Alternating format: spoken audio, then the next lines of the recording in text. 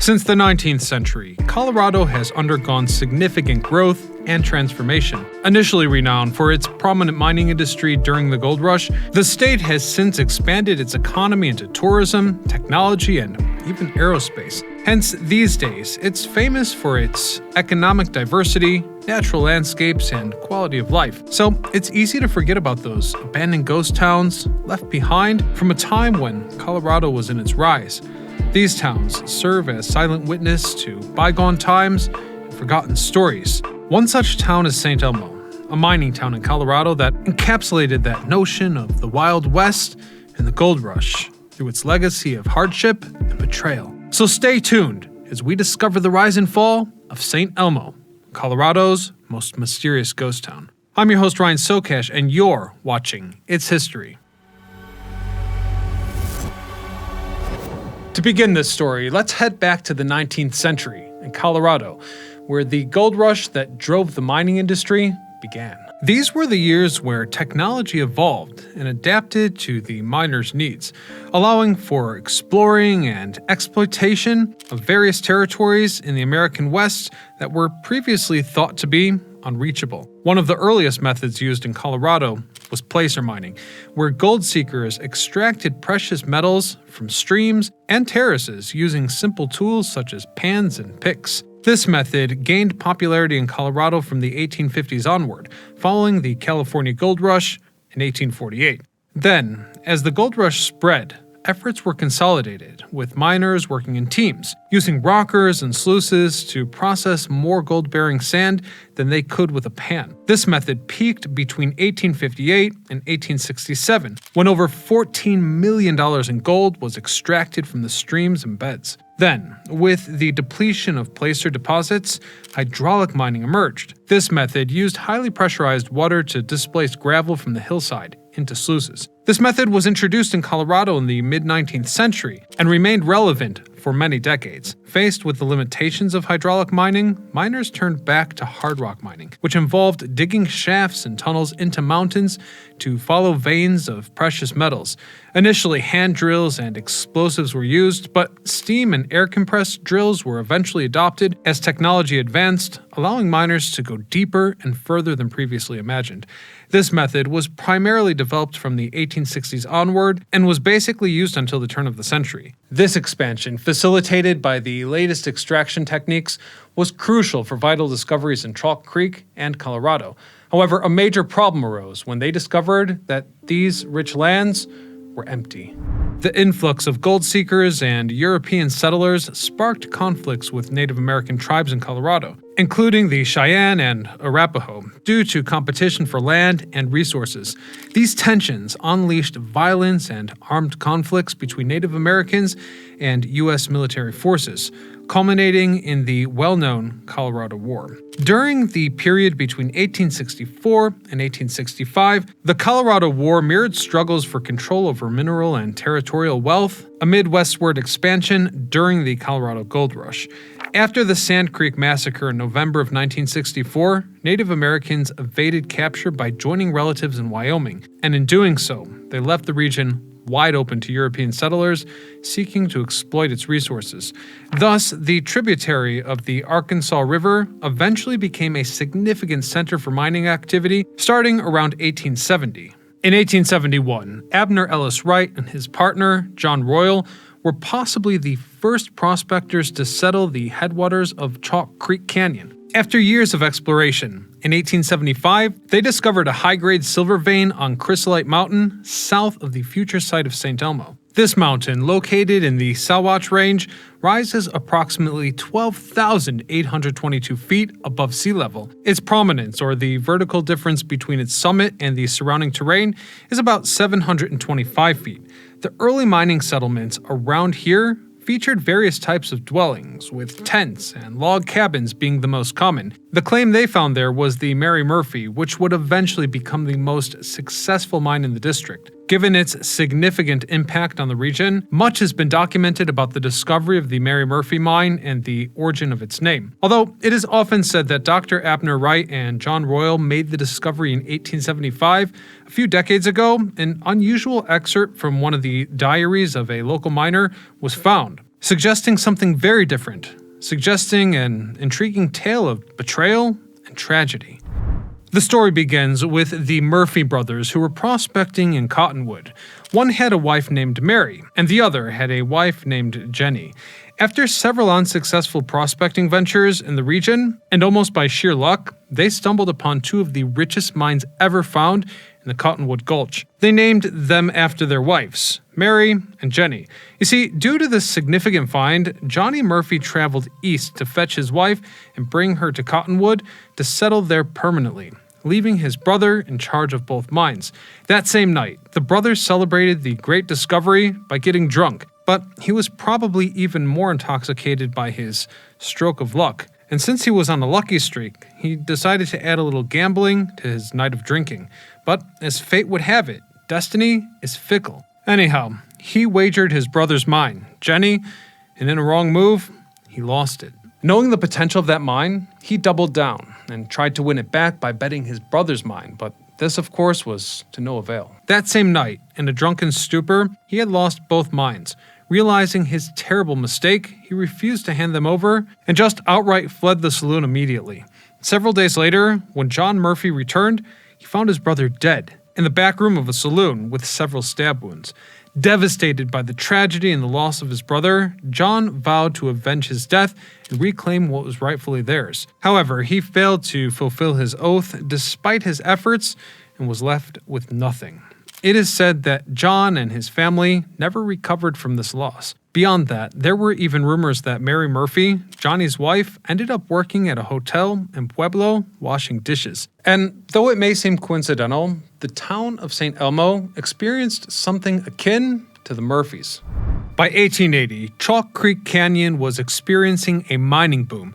As silver was discovered, prospectors pitched tents along the creek and built cabins on nearby hillsides, attracting traders who offered goods from makeshift stores. Over time, more substantial buildings were erected, transforming the mining camp into a burgeoning town. That year, two local residents, Griffith Evans and Charles Seitz, hired a surveyor to formally establish the community as the town of Forest City. However, USPS rejected this name due to the existence of another Forest City in California. Therefore, the town was renamed St. Elmo, reportedly suggested by Evans, who had recently read the novel St. Elmo. It should also be pointed out that the development of this community coincided with the expansion of the Denver, South Park, and Pacific Railroad, which played a significant role in its history. This railroad was crucial in Colorado's expansion and economic development during the 19th century. Its aim was to connect Denver with the prosperous mining center in the central part of the state, facilitating the transportation of minerals and supplies to and from the mountains so that effectively the region would be opened up nationally. The construction of this railway line not only boosted the mining industry, but it also spurred growth of several communities along its route. The main route of the railroad extended from Denver to Leadville, traversing significant mining towns like Breckenridge, Fairplay, and Alma. Construction faced considerable challenges due to the mountainous terrain and adverse weather conditions, requiring ingenious solutions like tunneling and elevated bridges. For instance, the 1,845-foot Alpine Tunnel through the Continental Divide southwest of St. Elmo. Completed in 1882, the tunnel cost $250,000 and opened a new trade route to the western slope. Conditions here were cold, damp, and windy, but despite these obstacles, the railroad was completed by 1884, and when it was up and running, the economic impact of the Denver, South Park, and Pacific Railroad on St. Elmo was immediate. The railroad's ability to transport large volumes of ore efficiently allowed mines to operate more profitably, with communities along the route benefiting from better access to goods and services. Additionally, the railroad facilitated people's mobility, connecting Colorado residents to the rest of the country and attracting immigrants and entrepreneurs to the region. The town was dynamic, with new miners constantly arriving to capitalize on this boom. As an effect, an entire new economy was emerging. By 1881, The Mary Murphy mine was at its peak, extracting between 70 and 100 tons of silver and gold ore daily and employing over 250 men. The mine's success was attributed to its high quality and quantity of mineral deposits. It operated multiple processing plants and employed advanced methods, such as mills, to crush the ore and extract the precious metals. From 1870 to 1925, the Mary Murphy mine operated without interruption, producing approximately 220,000 ounces of gold, valued at $4.4 million, not adjusted for inflation. In addition to silver, significant amounts of gold, lead, and zinc were extracted. With prospectors flocking to the Chalk Creek Canyon area, St. Elmo's commercial district quickly took shape. New businesses and civic institutions emerged, including a surveyor's office, a jeweler, a lawyer, a pharmacy, a butcher shop, several saloons, a grocery and clothing store, a blacksmith, a town hall, a post office, a fire station, and 2 banks. The newcomers brought deeply rooted traditions and structures adopted to their needs. These customs fostered socialization, especially religion, which was essential in mining camps, where Sunday service was a significant community event. Attire varied depending on one's occupation and economic status. Prospectors and miners wore typical work clothing of the time, made of cotton, wool, or a blend of both, whereas women engaged in work or homemaking preferred printed dresses and aprons. Businessmen opted for white-collared shirts and 3-piece wool suits, while their wives sported formal dresses made of velvet, silk, and satin. By 1883, for all intents and purposes, this was a functional city. The district boasted 50 mines in production. In addition, the railroad facilitated connectivity and contributed to the rapid population growth of St. Elmo, which had around 2,000 residents at its peak. So, like other mining towns, St. Elmo thrived due to mining and its railway connection to the rest of the country. But its sudden decline leaves a question mark. What triggered this sudden downfall?